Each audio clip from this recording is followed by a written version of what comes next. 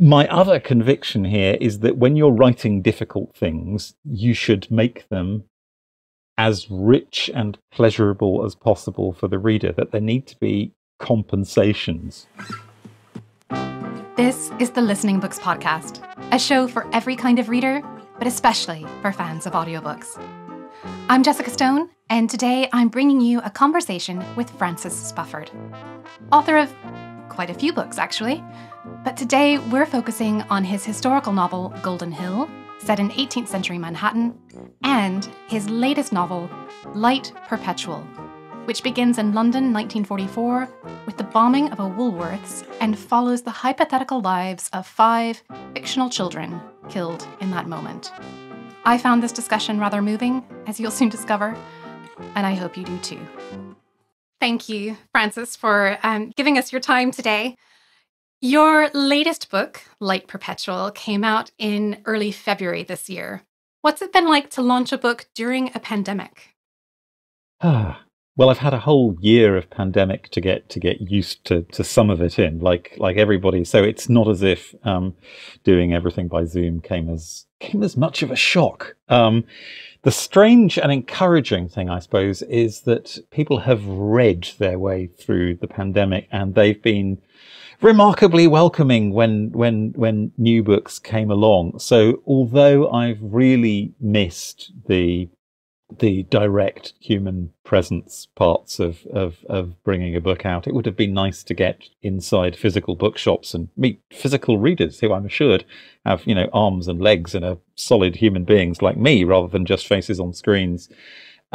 There has still been a sense of real contact and of the book leaving me and heading off out into the world to have adventures in other people's imaginations. In a way, because of course that part's always very mysterious for a writer. You never know what becomes of your book once it's left your mind and taken up residence in somebody else's. And in some ways, I'm kind of getting more bulletins back about people reading the book because everybody is talking to everybody else on screen anyway. So it's not like it just dropped out into the void. It's I can see it in the distance, having conversations on its own with people. That's lovely. I know when I heard about it, it was on Twitter. It was before it was released, and there was conversation already happening about it. And it was nice to have something to get excited about last year and to look forward to for February. So do you usually enjoy then all the activity that surrounds a book launch? Yes, I know that not all writers do, but I am both a genuinely solitary person who enjoys the kind of reclusive aspect of sitting alone writing a book for years and years, and then the contrasting bit when you get to go out into the world and be gregarious in ways that make up for all that solitude. So on the whole, yeah, I like book festivals and I like bookshops and I like talking to people. And as you'll discover, I'm a motor mouth anyway. I'm a solitary motor mouth. So I'm good with talking some more about it. Here I was worried I might not have enough good questions. I promise I'll let you get a question in edgeways here and there. Well, one thing that was funny to me in preparing for this interview was just the last guest we had for the podcast, the actor Cobno Holbrook-Smith, who's an audiobook narrator as well. He was talking about the narrators that he really admires, and he was really quite effusive about Imogen Church, who of course is quite a celebrated narrator. And so I was surprised and pleased to see that actually she narrated Light Perpetual as well. Did you have much input when it came to choosing who would narrate the book? A little bit, in that her name came up, and they sent me a kind of a sort of taster, a kind of taster clip of her doing the beginning, and then there was a kind of little bit of backwards and forwards in which I recorded the beginning and sent it to her, and then she sent me a recording back again, which is a kind of nice feeling, actually. Yeah. I'm a strong believer in the test of good good writing being whether it works out loud, and I enjoy reading my own work out loud. And it was kind of exciting handing it to a professional who could take things that with me were just kind of little hints and ideas and then make something of them. And she was really good at doing the kind of variety of London voices that the book requires. Because as you can tell, listening to me, I speak rather boring kind of Southern English counties RP English, whereas the book needs to kind of run around the kind of the kind of gamut of London accents over the last 50, 60, 70 years, not just kind of your generic kind of Cockney turning into estuary, but something a bit subtler than that. And she was really good at that. There's singing and Italian in there as well. Yeah, absolutely. No. I needed somebody as versatile as her. I really did. No, it contains kind of chunky quotes from operas who one of the characters is kind of helplessly besotted with. So that has to happen on the page, and it has to happen in your ear as well. And also another of the characters is a songwriter. She doesn't quite break through. She spends most of her life professionally as either a backing singer and then as a music teacher. But being on the inside of her writing her songs and thinking musically is important to the book. So that also had to happen first on the page and then kind of realized by Imogen in people's ears. So I needed someone who could handle the kind of the extroverted and the introverted bits of it. And I think I was very lucky with with who I got and what I ended up with. Do you always listen to the finished production? No, I don't, because I suffer from embarrassment at the thought of having committed this thing.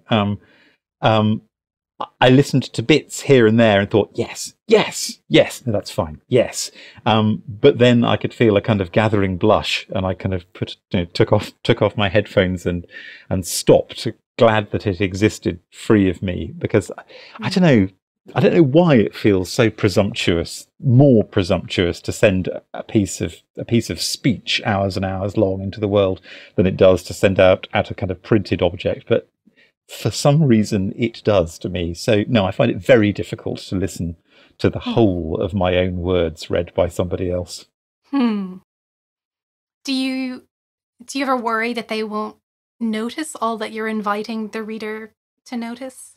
Of course I do, but then that's not an exact science anyway. I mean, and part of the kind of the power of writing is that you don't control what the person at the receiving end is getting from it, and that's the strength of it too. It means that a good share of what happens between a reader and the story is the reader's business, and comes with where their imagination is and where their ears are, and the way they picture it, and the way that they do half the job of bringing it to life. And as a writer, you can kind of nudge that. You can have pictures in your own head and hope it's going there, but you can't control it and you can't guarantee it.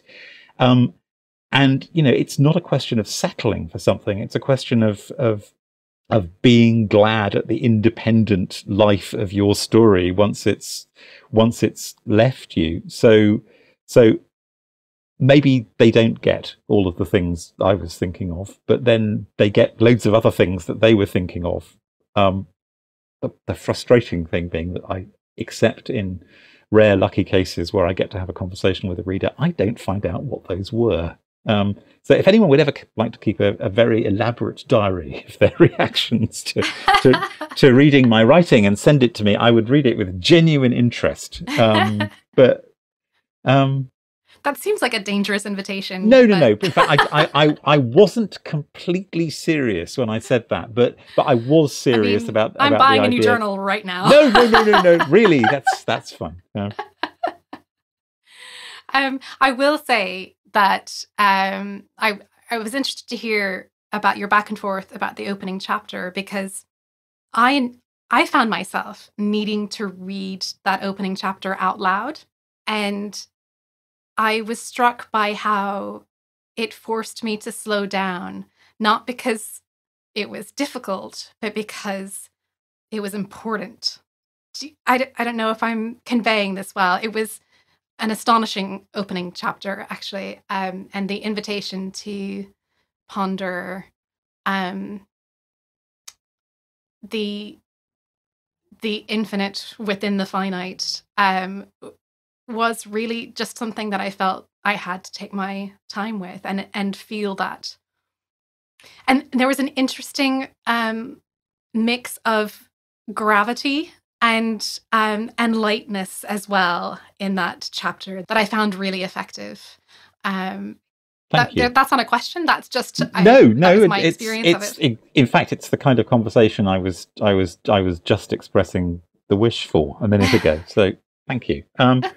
Yeah, I wanted that opening, which for the vast majority of people who haven't read this book or haven't heard this book, is about a German missile falling on a branch of Woolworths in South London in 1944 in very slow motion, because the event that starts the book off takes about a fraction of a second, and I wanted the writing to slow down enough to kind of to show it and give it the weight kind of proportionate to how much of an effect it was going to have on the characters' lives for the rest of the book. And I wanted to write from a kind of unearthly viewpoint, a sort of something not quite like a human eye view, because we don't on the whole perceive events that take 1/10,000th of a second. So it's written in very slow motion bomb time, and I needed it to kind of establish some strangeness, after which the familiarity of the rest of the book, because then it's about the lives of 5 kids born in about 1940 who grow up and have lives that reflect all of the ways that London has changed and all of the kind of different possible destinies for working class children born in the 1940s.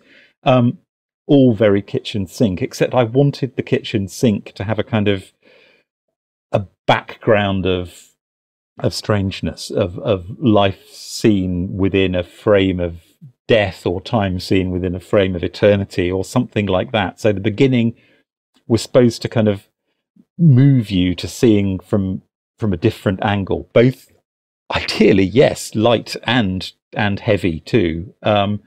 And then to provide a kind of lingering sense that this wasn't quite the ordinary close-up story of ordinary familiar lives that you usually get. I have form as a writer who provides obstacles for their readers and hearers at the very beginning. My previous novel, Golden Hill, starts off with an insane sentence that goes on for about a page and a half, which is there as a kind of threshold, going kind of, if you can get over the door into the book, then I shall reward you. But I'm warning you right now that it's going to contain some of this kind of thing. And my family tell me off for always leading with the bad news when I've got an anecdote. I always point out the drawbacks of something, even when I'm feeling quite optimistic. So maybe this creeps into the way I write books as well. It does tend to get easier after the first few pages of anything I've written.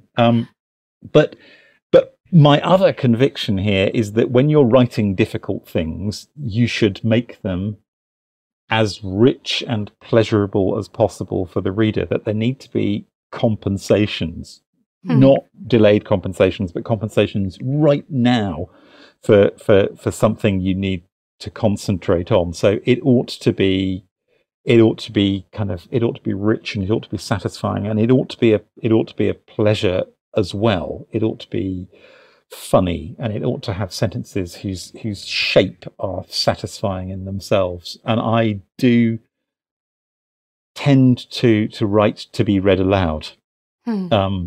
to myself, by myself in the first place when I'm producing the sentences. But then part of the way that I want to kind of send writing out into the world is as something that will work out loud. I was a very happy reader of bedtime stories for 13 or 14 years until my younger daughter grew out of it. And alas, that kind of era in our lives came to an end. And it's such a good test for writing, whether it works out loud. So that's always in my head as a thing I want to make sure I'm getting right. You're listening to the Listening Books podcast. And if this conversation is prompting thoughts you'd like to share, we'd love to hear from you.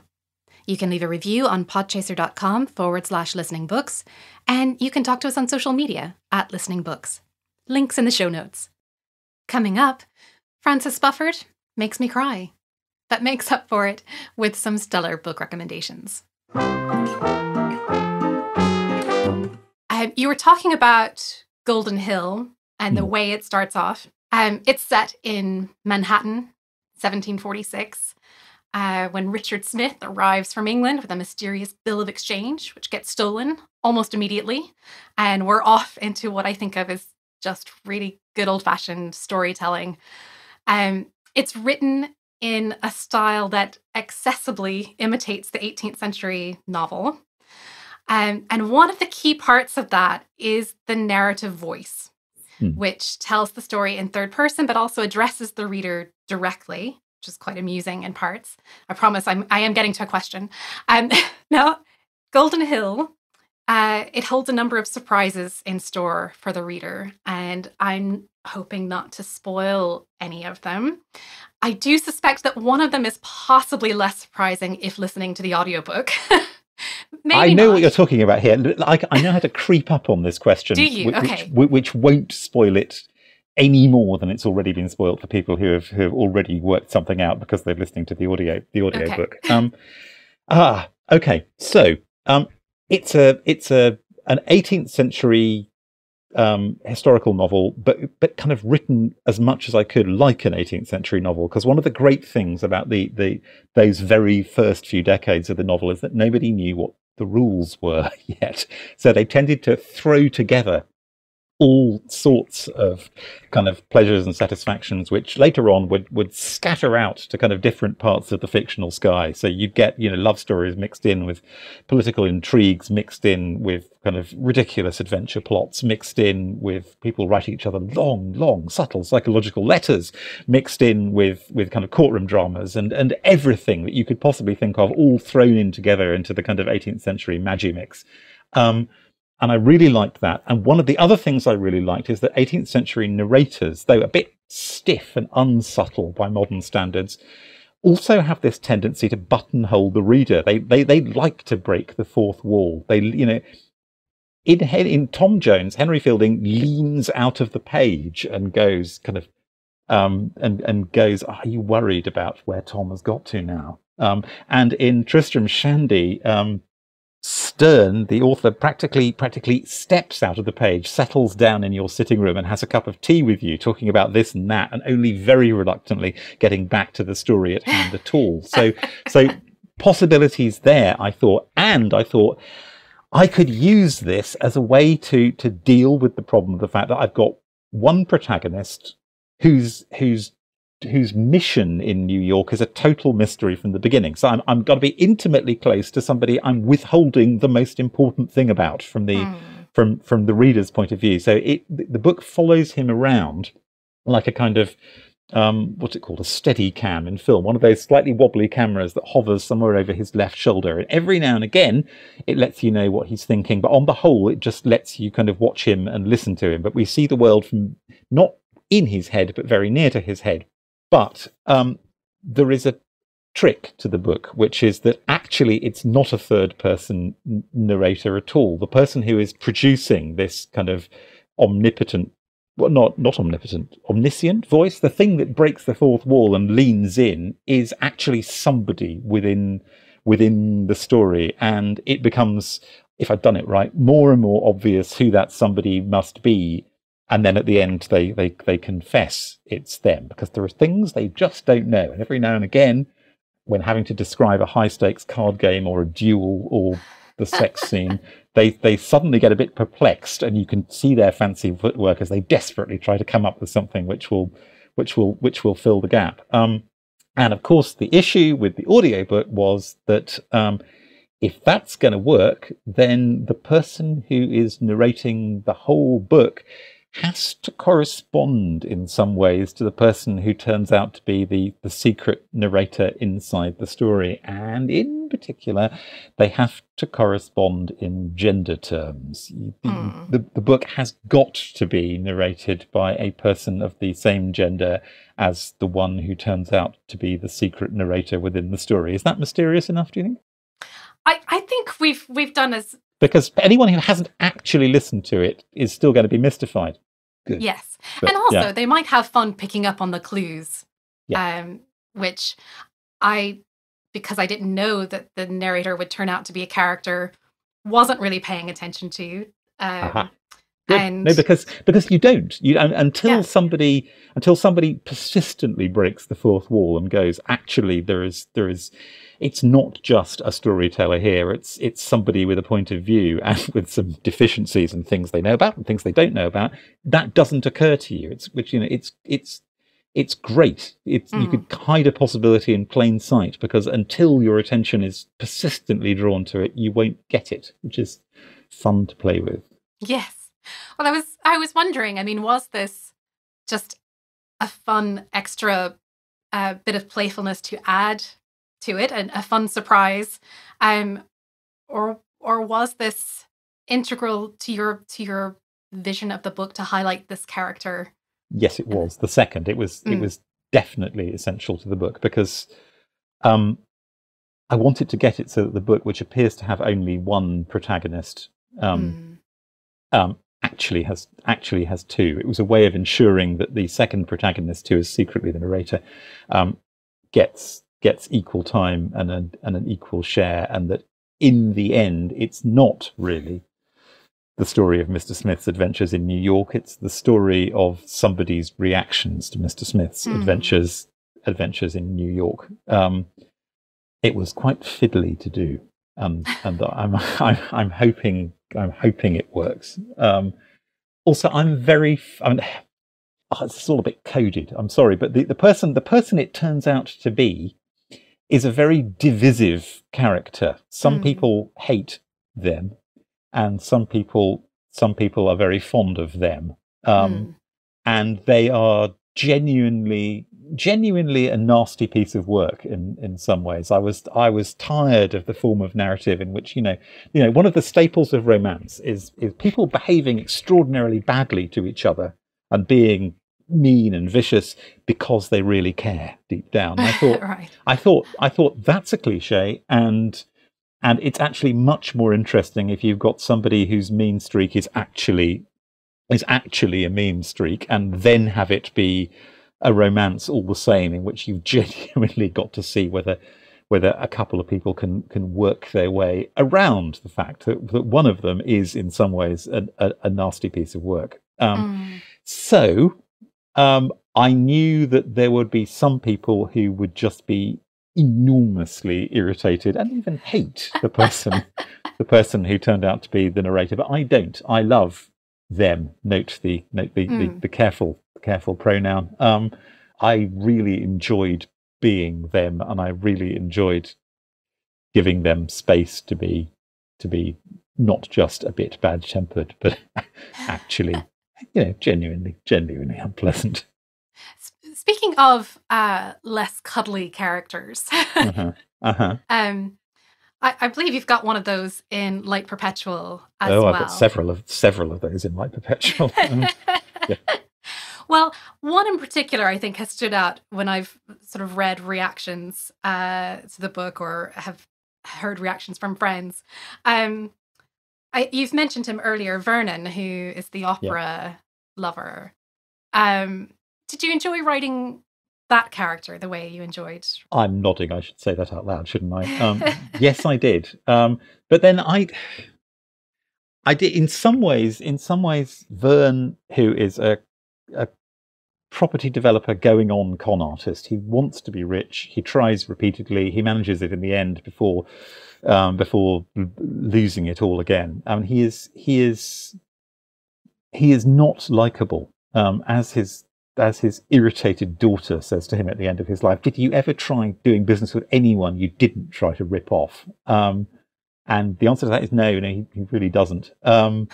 But he has this helpless responsiveness to opera. It moves him to tears in a way that he doesn't fully enjoy or understand, but he just can't help it.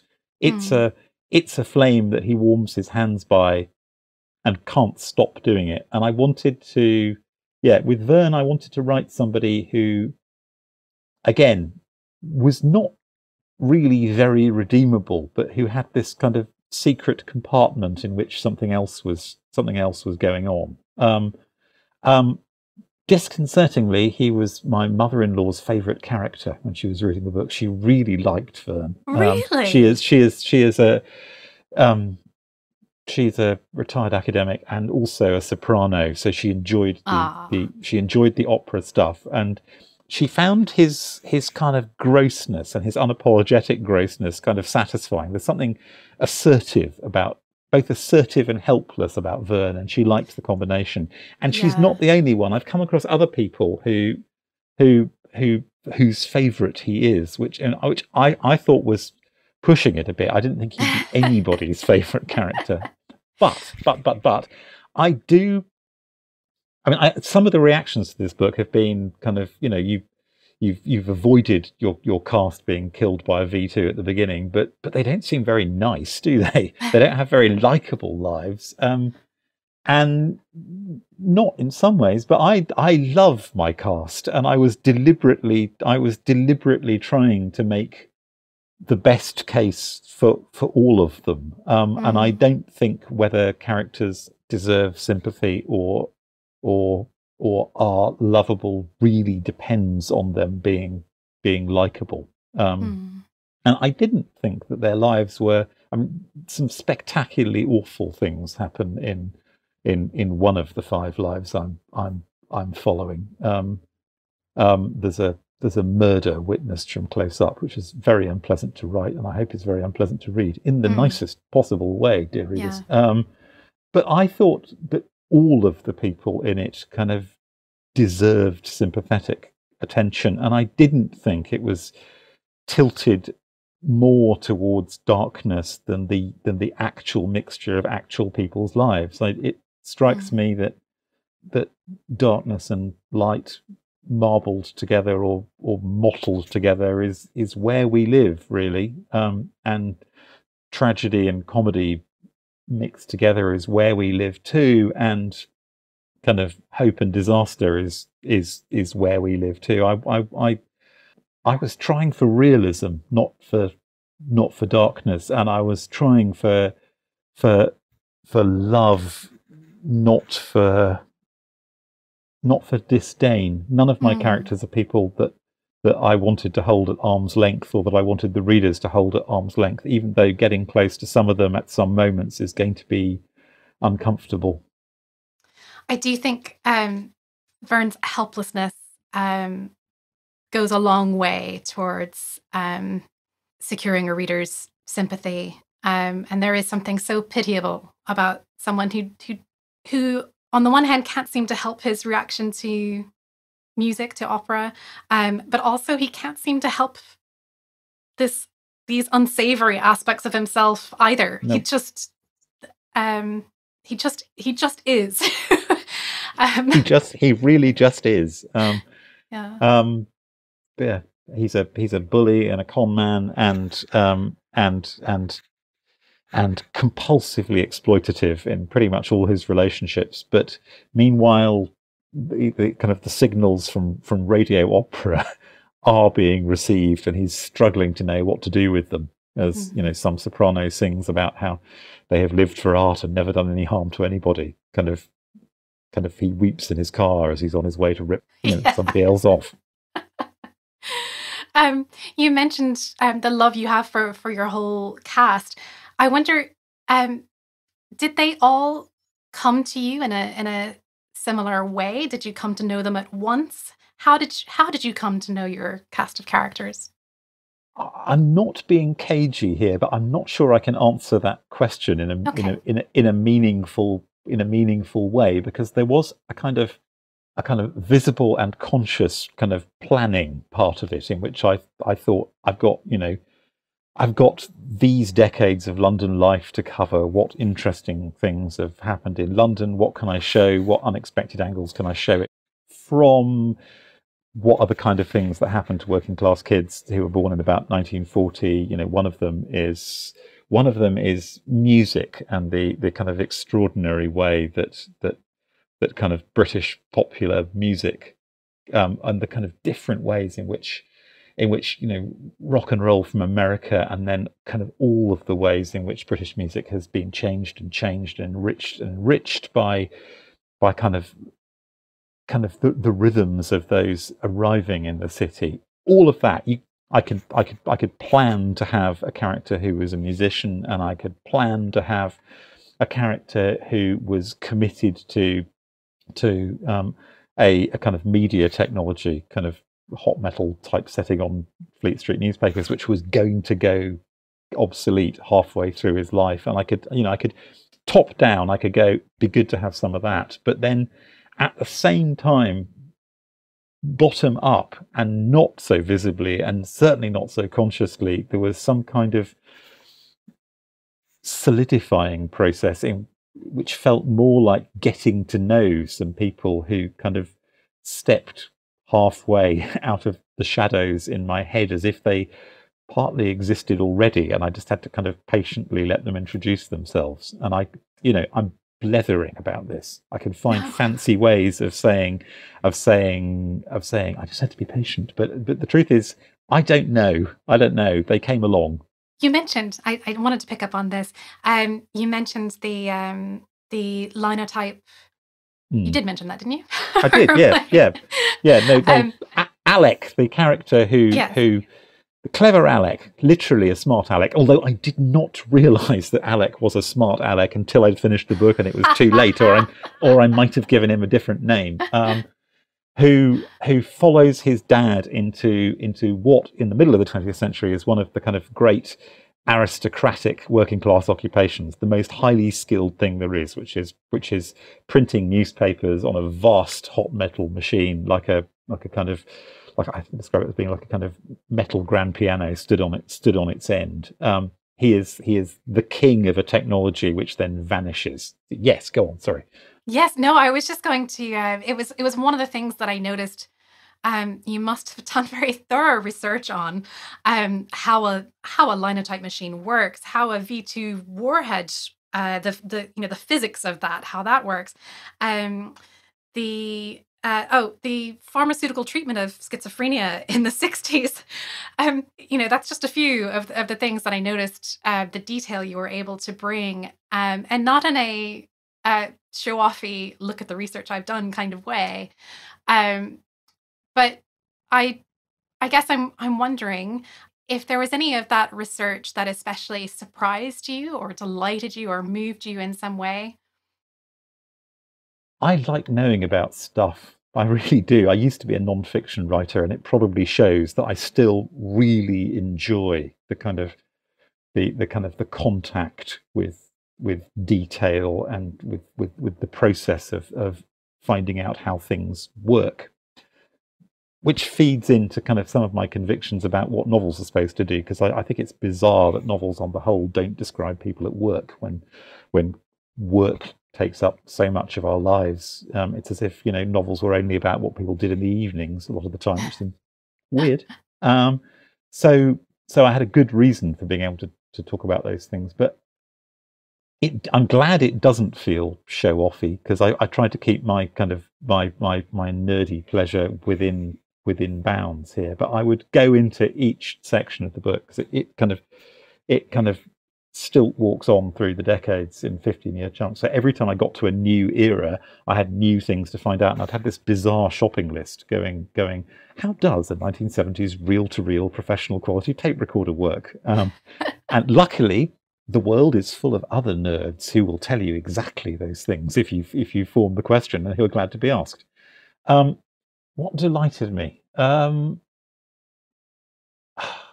I liked the reel-to-reel tape recorder very much. I liked the way, and I was, it's a book about time, so I was always looking out for things where human beings were manipulating time one way and another, and musical time turned out to be very, very important. And I loved discovering that your kind of vast 70s tape recorder had particular buttons designed to I'm sorry, this is so nerdy, designed to abolish the otherwise audible minute time delay caused by having the two reels, so that my characters were engaged deep down, but where I really enjoyed it, in a kind of little artificial musical thing that was very like writing novels, where you're engaged in tiny bits of fakery in order to make it seem smooth and natural. There were some things I didn't enjoy finding out about very much. I did not enjoy being a late 1970s neo-Nazi skinhead for the purposes of the book. But yeah, it had to be done. I'm not sure I could quite explain why it had to be done, but it had to be done. Well, the story begins with an unwitnessed moment. Mm-hmm. And throughout the book, I feel invited to witness, to look here, to pay attention to this, really see it. This may be an impossible question to answer. What do you most hope a reader has witnessed by the time they finish the book? That's a good question, but I don't know if I can answer it. Close up, that this is the recognizable mixture of woe and joy that makes up lives.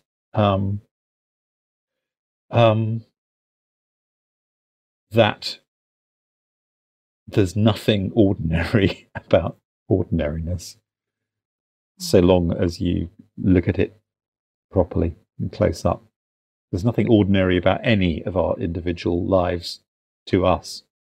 And novels are weirdly selective. Novels pick out a tiny spotlight and happen to put them on a very few people, when we are surrounded by clouds and crowds of millions of protagonists. There's nobody who's not a protagonist, and novels artificially we'll just snip out this one tiny thread of story from this vast, unceasing, tapestry sounds too up itself, this vast, unceasing mat of matted threads of all the stories going on at once. So I wanted to tell a story that made you notice that we're all protagonists. What else? I wanted there to be some of the witnessing the book is doing is trying to be a little bit unearthly, from seeing the bomb in slower time than any human could manage at the beginning, to following one of my characters as he dies at the end. I am trying to suggest, without having the mad presumption to try to do myself, that there are other perspectives possible on human life that aren't quite just ours. And I won't go there, but there is a religious aspect to that. So I could give a theological answer and say that I wanted the book to get people to witness William Blake's phrase, the love of eternity for the productions of time. But much too fancy. I wanted people to notice that everything passes, that I wanted people to feel the kind of no, all right, I don't care whether I'm up myself here, whether the splendor and the kind of the pity of our mortality, the way that it all goes, no matter how good or awful it is. I wanted to make you witness 5 people living in time and see how good and terrible that was. That's a beautiful answer. Thank you for asking it. I suppose because death has been foregrounded in the past year in a way that it isn't always for everyone. It's one of those things that's sort of in the background. Anyway, thank you for that beautiful answer. I'm going to shift gears into something a little less deep, a little less profound. Okay. And I'm going to seek your recommendations for those who are taking up our audiobook listening challenge. We've got a number of different things. I've been asking every guest at the end to help us out with some recommendations. And the ones I chose for you, I thought you might be a particularly good source for. So one of them is to listen to historical fiction set before 1900. Now, obviously, Golden Hill is a great example of that. If people have already listened to that, do you have any other suggestions? Yes, I do. And I'd like two. In fact, I want frivolous, but really good frivolous. There is a really excellent series of historical thrillers set in 18th century London by Antonia Hodgkins, with a hero who is a disgraced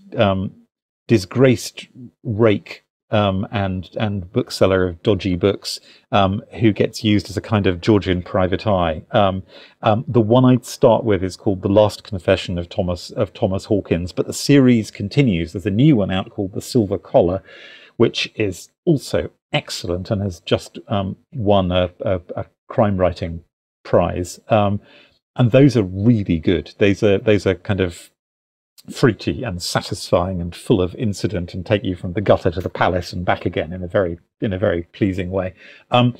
Less frivolously, in fact, about as unfrivously as you can get, but still pleasurably. I want to point people towards Penelope Fitzgerald, who is one, important to me, partly because she started writing novels after she was 60, which is encouraging, but also one of the great kind of recent masters of historical fiction as a work of high art, light and delicate and dryly ironic and full of a kind of graceful but tough-minded compassion. And the place to start with Penelope Fitzgerald is her bestseller, The Blue Flower, which is set again in the 18th century in 18th century Germany, and begins with a scene of extraordinary laundry, and then goes on from there. And it gives you the feeling that there is nothing she cannot do, no aspect of human life that she cannot find this kind of elegant, light, brilliantly perceptive way of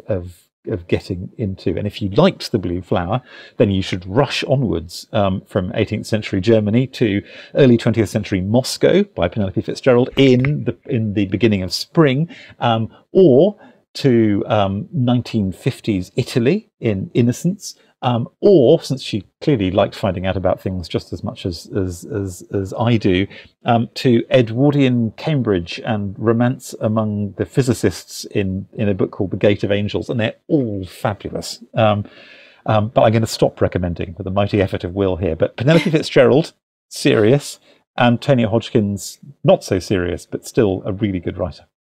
Wonderful. I'm going to include all of these recommendations in our show notes, by the way. So listeners, if you're madly scrambling for paper and pen to write all these down, I'm going to put them in the show notes so you can refer to those. As someone who's written quite a lot of nonfiction, I think you're well able to help with this next one as well. The challenge is simply to listen to a nonfiction book that isn't a memoir. Okay. And feel free to plug your own as well. Oh no, that would be cheating. But I'm going to cheat slightly because I'm going to suggest something which happens to be by a friend of mine. A book called The Moon by a brilliant science journalist called Oliver Morton, which came out for the 50th anniversary. Is it 50th? Yes, the anniversary of the moon landing in 2019. And it's about that, and it's about the science of the moon as a planet, but it's also about all of the ways in which the moon has kind of haunted human imaginations, and the way that, you know, no matter what humans have been doing, in every civilization we've managed, up there in the sky is this little white waxing and waning disk which doesn't alter depending on what we do. And he's very, very good on the strangeness of that. It's really, really good nonfiction writing. He loves his science. Every now and again, you'll have to concentrate, but to make up for it, you get to kind of get the boots of your spacesuit dusty in the sea of tranquility, and to do the moon in poetry and the moon in virtually everything else as well. The Moon, Oliver Morton. Wonderful. Well, Francis, I thank you so much for the time and attention you've given to this conversation. Those are two things I have a renewed appreciation for after reading your book. Thank you so much. Thank you for having me. You're welcome. I hope you enjoyed hearing from Francis as much as I did. Next month, I'm excited to share a conversation with Claire Fuller, author of Unsettled Ground, recently shortlisted for the Women's Prize for Fiction. If you haven't already subscribed to the podcast, clicking that button will make sure you get the episode as soon as it's released. The Listening Books podcast is produced by Listening Books, a UK charity that provides an audiobook lending service for over 115,000 members who find that an illness, mental health, physical or learning disability affects their ability to read the printed word or hold a book. It's simple to join.